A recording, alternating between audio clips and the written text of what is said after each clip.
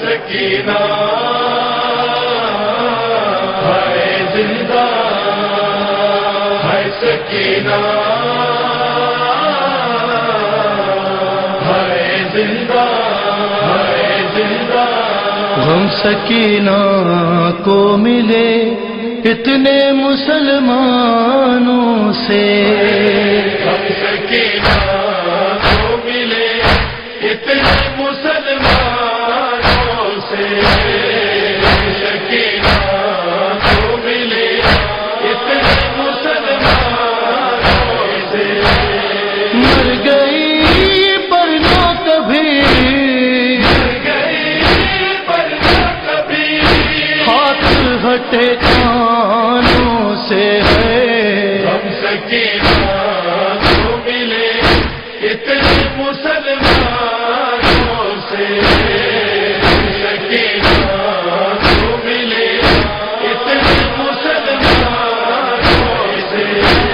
اب اگر میں ایک جملے کو پیش کروں کہ سید الشہداء اگر تہجد کی دعا میں، نماز میں دعا مانگے، تہجد میں دعا مانگے اور کہیں پروردگارہ مجھے ایک ایسی بیٹی عطا کر دے جو میرے سینے پہ سوئے، تب سوچئے اس بیٹی کا مقام کیا ہوگا جسے حسین نے مانگا۔ تہجد میں کہا پروردگارہ ایک سینے پہ سونے والی اور اس کا نام سکینہ رکھوں گا کہ میری تسکین کا سبب بنے گی۔ آپ جب عرب میں جائیں گے تو عرب میں، ایران میں نام رقیہ بتایا جاتا ہے۔ بہت سے لوگ کہتے ہیں نہیں وہاں تو رقیہ نام ہے، آپ سکینہ کہتے ہیں۔ عزیزان گرامی، نام پہ اختلاف ہو سکتا ہے، وجود پہ اختلاف نہیں ہے۔ سب نے لکھا، حتی طبری نے لکھا، اس نے تو نام نہیں لکھا لیکن طبری تک نے لکھا اپنے تاریخ میں کہ حسین کی ایک 4 برس کی بچی تھی جس کا زندان شام میں انتقال ہو گیا تھا۔ اب اولاد والے بیٹھے ہیں، میں سب سے کہوں گا کہ جا کے جملوں کو سنیے گا۔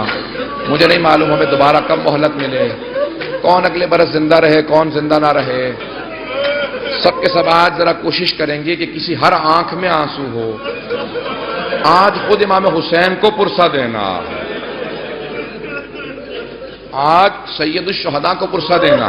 کس کا پرسہ دینا؟ ان کی بیٹی سینے پہ سونے والی۔ آئیں ذرا میں پیش کروں تو مولا جب بھی سینے پہ سلاتے تھے نا تو ہر رات میں آپ نے دیکھا ہے نا ماں باپ بچوں کو کہانی سناتے ہیں، تو سید الشہداء مختلف کہانیاں سنایا کرتے تھے۔ ایک مرتبہ شام میں کسی خاتون نے جناب سکینہ کی طرف صدقہ پھینکا، کہا بی بی یہ صدقہ ہے کھا لینا پھر میرے بچوں کے لیے دعا کر دینا۔ اب وہ حسین کی بیٹی سے جلال آ گیا، کہا تم نہیں جانتی ہم آل محمد ہیں، ہم پہ صدقہ حرام ہے۔ وہ فوراً دوڑتی ہوئی گھر گئی، کہا میں نظر کی کھجور لائی ہوں، ذرا دعا کر دینا، تمہارا چہرے پہ بڑا نور ہے۔ بچی سے کہا تم ذرا دعا کر دینا، یتیم بچوں کی دعائیں قبول ہوتی ہیں۔ تو جناب سکینہ نے کیا کیا؟ ننھے ننھے ہاتھ اٹھائے، کہا میں کھجور بعد میں کھاؤں گی، پہلے بتا دعا کیا ہے۔ اس نے کہا 3 دعائیں ہیں، میرا شوہر سفر میں گیا ہے تجارت کے لیے، دعا کرنا سلامتی سے واپس آ جائے۔ پھر دوسری دعا کہی، پھر تیسری دعا جانتے کیا کہی اس نے؟ میں سارے چھوڑ کے جا رہا ہوں مسائل۔ کہا کہ تیسری دعا یہ ہے بس بچی اے بیٹی یہ دعا کر دینا جیسے آپ یتیم ہوئی ہیں میرے بچے کبھی ایسے یتیم نہ ہو۔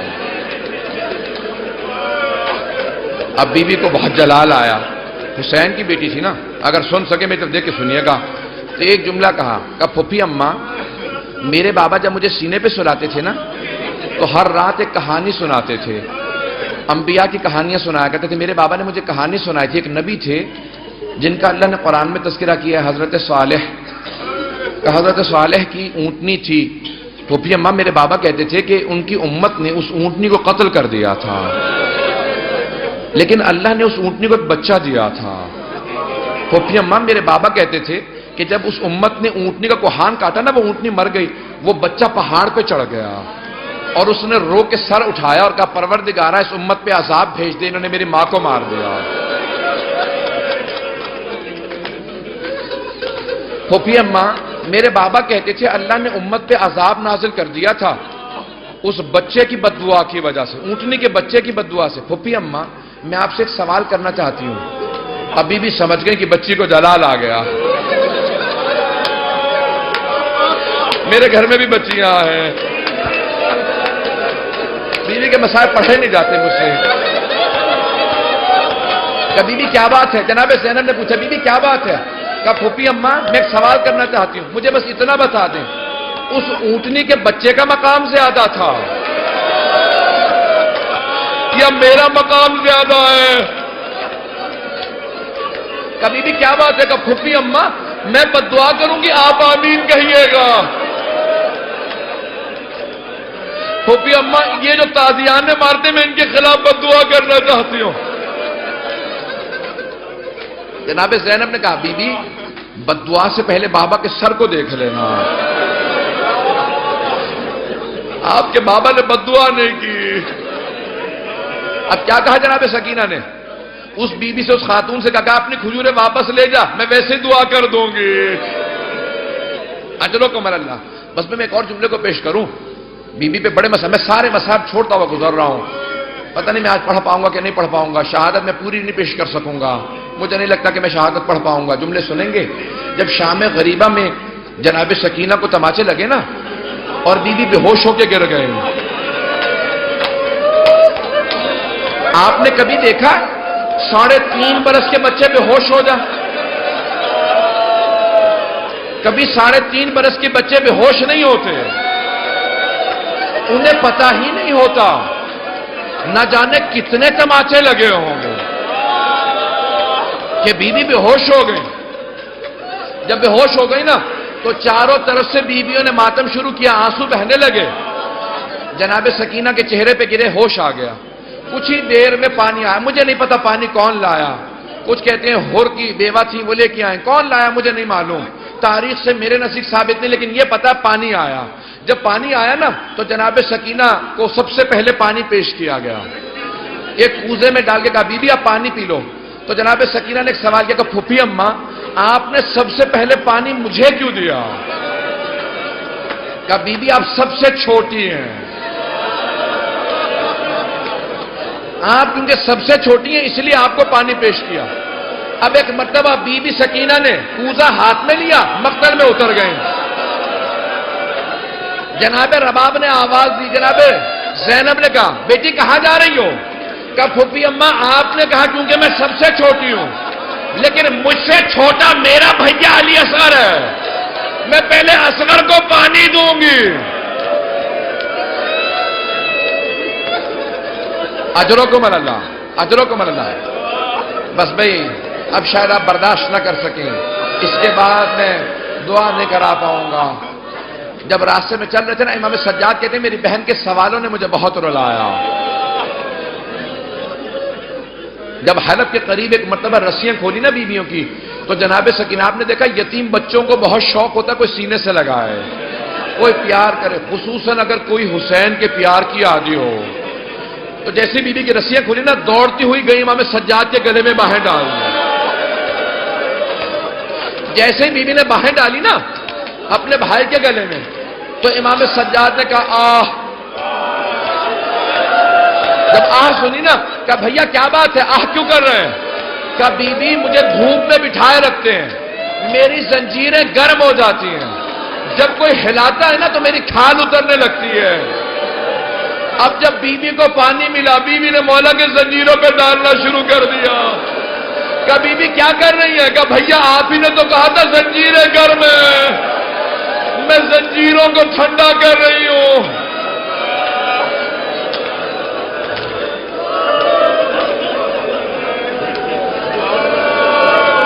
اجرکم اللہ، اجرکم اللہ. بی بی کی شہادت کی 3 روایات ہیں. میں بار بار شہادت کیوں کہہ رہا ہوں؟ جو طبیعی موت مرتا ہے نا اسے کہا جاتا ہے وفات، اور جو ظلم سے مرتا ہے اسے کہا جاتا ہے شہید. اب بی بی پہ تو بڑا ظلم ہوا تھا نا، اب لوگ برداشت نہیں کر پائیں گے. میں شہادت کی ایک روایت صرف پیش کرنا چاہتا ہوں اگر سن پائیں. لیکن میں ایک سوال کروں آپ سے، اگر کوئی کسی کے بچے کو تماچا لگا دے، ماں باپ سامنے کھڑے ہوں کیسی کیفیت ہو جاتی ہے؟ خصوصاً اگر ماں بیوہ ہو. جب شام غریبہ میں بیوی کو تماچا لگا نا تو جناب رباب نے بڑی حسرت سے جناب زینب کو دیکھا. کیوں؟ کہ بیوی میری بچی کو بچا لو۔ جناب زینب نے کہا رباب اب مجھے مت دیکھنا، میرا عباس نہیں رہا۔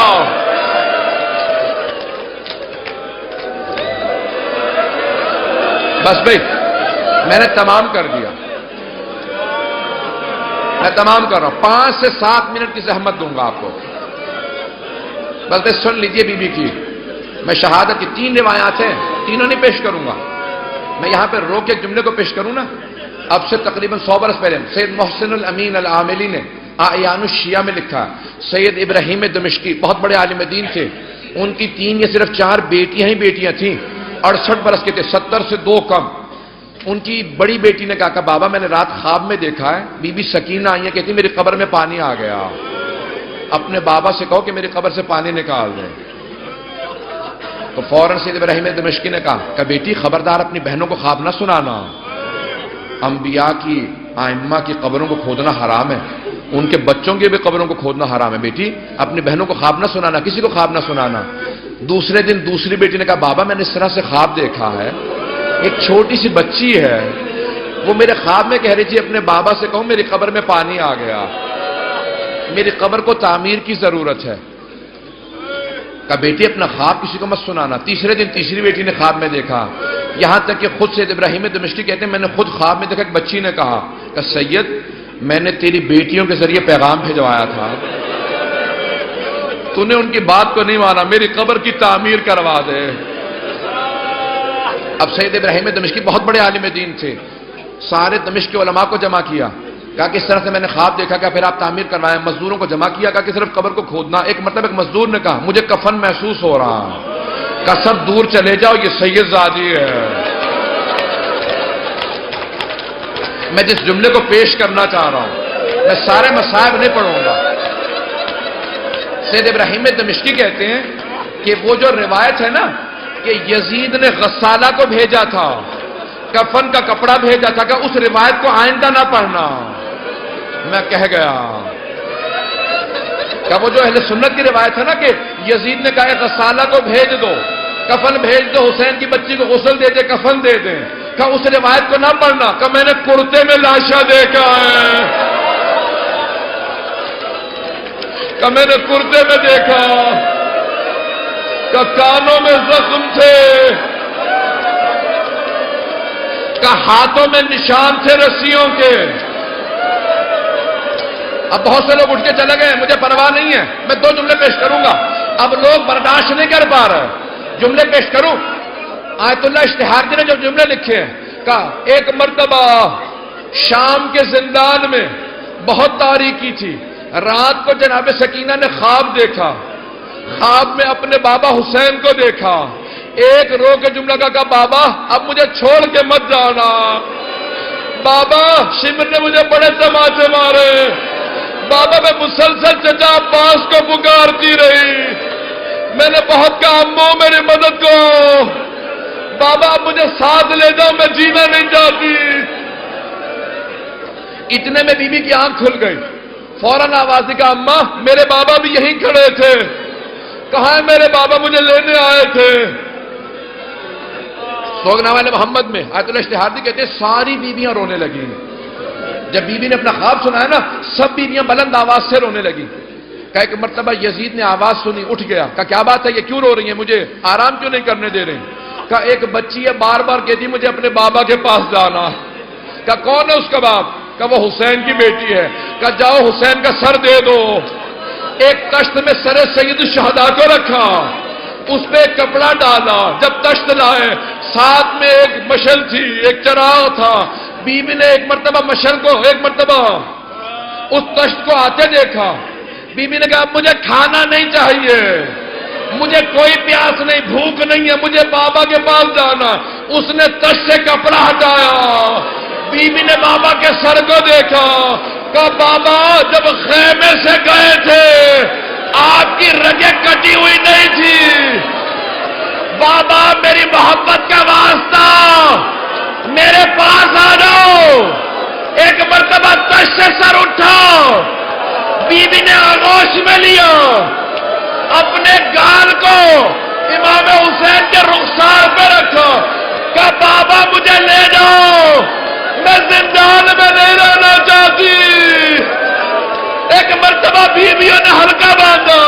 رونا شروع کیا، دیکھا بچی گر گئی۔ جب بی بی گری امام سجاد نے کہا انا للہ و انا الیہ راجعون۔ بیویاں سمجھ گئی اب بچی نہیں رہی۔ امام سجاد نے زندان میں قبر کھودی، جب لاشاں ہاتھوں میں لیا آواز دی، او 72 کے عزادار بابا اپنی بیٹی کے لاشیں کو لے لو۔ کئی برس پہلے کی بات ہے، جب ہم شام گئے نا زیارت کے لیے، جناب سکینہ کے روضے پہ تھے، مجلس پڑھنے والے تھے، اتنے میں خاتون نے کہا یہ میری طرف سے 2 بالیاں چڑھا دے۔ میں نے منت مانی تھی بی بی کی یہاں پہ بالیاں چڑھاؤں گی۔ آپ کو پتا نا بی بی کی بالیاں اتار لے گئی تھی۔ میں نے تو مسائل پڑھے ہی نہیں، میں تو سب چھوڑ گیا مسائل۔ میں نے نہیں بتایا کہ بی بی کی جب بالیاں نوچی ہے تو بی بی نے کیا کہا۔ بس بھی اولاد والے بیٹھے، میں جانتا ہوں برداشت نہیں کر پائیں گے۔ جناب رباب جب قبر سے لپٹ کے رو رہی تھی نا، تو جناب زینب کہتے ہیں جیسے ایک ماں بچے سے لپٹ کے روتی ہے۔ جناب رباب قبر سے ایسے لپٹی ہوئی تھی اور بار بار کہتی تھی سکینہ تمہیں سب سے زیادہ شوق تھا مدینے واپس جانے کا، بی بی اب ہم مدینے واپس جا رہے ہیں، سکینہ اٹھو ہم جا رہے ہیں مدینہ۔ ایک مومن زندان میں ہے، اس کی رہائی کے لیے بھی کہا گیا ہے۔ جناب سکینہ کا ایک سوال پیش کروں، ہاتھوں کو بلند کیجئے گا، ذرا ایک مرتبہ شام کا رخ کر کے جملے کو پیش کروں۔ جناب سکینہ ایک سوال کرتی تھی بھیا یہ پرندے کہاں جاتے ہیں؟ کہ یہ اپنے گھونسلوں کو واپس جا رہے ہیں، اپنے آشیانوں کو لوٹ رہے ہیں۔ کہ بھیا یہ پرندے اپنے گھروں کو واپس چلے جاتے ہیں، کیا قیدی بھی آزاد ہو کے گھر جاتے ہیں یا قیدی زندانوں میں مر جاتے ہیں؟ بس بھی ایک ہی بیوی ہے نا جو کہ زندان میں، کبھی آپ نے دیکھا زندان میں قبر بنائی گئی ہو؟ آج تو آپ نے روزہ دیکھا ہے نا، سونے چاندی کی زری دیکھی ہے، ایک زندان میں قبر بنائی تھی۔ آئیں بھئی میں ایک جملے کو بس پیش کر رہا ہوں، واسطہ دوں گا پروردگارہ جو ہاتھ بلند ہے کسی کو رد نہ فرما۔ ہم سب کو زندگی میں جناب سید الشہداء کی جناب سکینہ کی زیارت نصیب فرما، آخرت میں ان کی شفاعت نصیب فرما۔ پروردگارہ دشمنان اہل بیت کو نیست و نابود فرما، قاتلان حسین پہ، قاتلان جناب سکینہ پہ لعنت فرما۔ پروردگارہ ہم سب کو جنت البقیع تعمیر ہوتا دیکھنا نصیب فرما، امام زمانہ کے ظہور کو دیکھنا نصیب فرما، ہمارے امام کی آوان و انصار میں ہمیں شمار فرما۔ پروردگارہ ہمیں ہمارے مولا و آقا کا ظہور دیکھنا نصیب فرما، ہمارے گنہگار ہم ان کی زیارت نصیب فرما۔ پروردگارہ بس ایک چھوٹا سا واسطہ، پروردگارہ جتنے افراد نے التماس سے دعا کی ہے، پروردگارہ واسطہ اس قبر کا کہ جو آج تعمیر ہو گئی 20ویں صدی میں، وہاں پہ روضہ تعمیر ہو گیا۔ جب پہلی مرتبہ بیویاں جا رہی تھیں نا تو صرف ایک بیوی بار بار کہہ رہی تھی گواہ رہنا میں واپس آؤں گی۔ سکینہ میں چھوڑ کے تنہا نہیں جا رہی، میں نے حسین سے وعدہ کیا تھا نا، میں نے حسین سے وعدہ کیا تھا میں تنہا نہیں چھوڑوں گی سکینہ کو۔ اب سمجھ میں آیا بی بی دمشق واپس کیوں چلے گئی تھی۔ بی بی وعدہ جو کر کے آئی تھی، کہا تھا بھیا امام حسین جب جا رہے تھے نا آخری سفر میں، جب کربلا میں آخری جنگ کے لیے جا رہے تھے، آخری حملے کے لیے، عصر کے وقت کہا تھا زینب میں نے سکینہ کو آپ کو سونپا۔ تو بی بی نے کہا تھا سکینہ میں چھوڑ کے جا رہی ہوں میں واپس آؤں گی۔ پروردگارہ واسطہ اس بی بی کا، اس کی عظمتوں کا واسطہ کہ جناب سکینہ بنت الحسین جسے جناب سیدہ کی چادر کا ٹکڑا کفن میں ملا، کہ اگر بہشتی کفن بھی پاتی تو جناب سیدہ کی چادر سے تو بہتر نہ ہوتا۔ پروردگارہ اس بی بی کی عظمتوں کا واسطہ، جناب سید الشہداء سے ان کی محبت کا واسطہ۔ ایک جملہ میں نے چند برس پہلے پڑھا، اس سے پہلے کبھی نہیں دیکھا تھا، جب مولا نے آخری مرتبہ عصر کے وقت جناب سکینہ کو سینے سے لگایا نا، بہت زور سے پیار کیا، بی بی بہت رو رہی تھی، تو اس وقت جملہ کہا کہ بی بی مجھ پہ سب سے زیادہ رونے کا حق آپ کو ہے، کیونکہ میرے بعد سب سے زیادہ ظلم آپ پہ ہوگا۔ اس وقت بی بی نے کہا کہ بابا آپ نے ہمیشہ کہا کہ بیٹوں کا بھی حصہ ہوتا ہے، بیٹیوں کا بھی حصہ ہوتا ہے، بابا میرے حصے میں کیا آیا؟ تو مولا نے تھوڑی خاک کربلا اٹھا کے بی بی کے سر میں ڈال دی۔ بی بی نے کہا بابا یہ کیا کیا آپ نے؟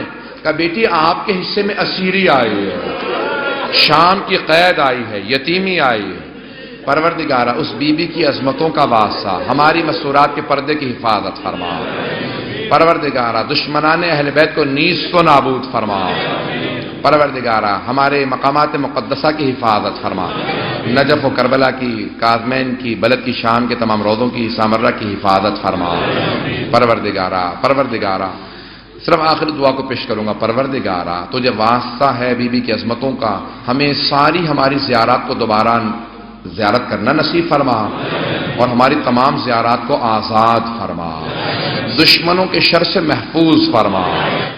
اٹھتی تھی مدینے میں یہ کہہ کر بانو، چوک اٹھتی تھی مدینے میں یہ کہہ کر بانو، کوئی آواز مجھے دیتا ہے ویرانوں سے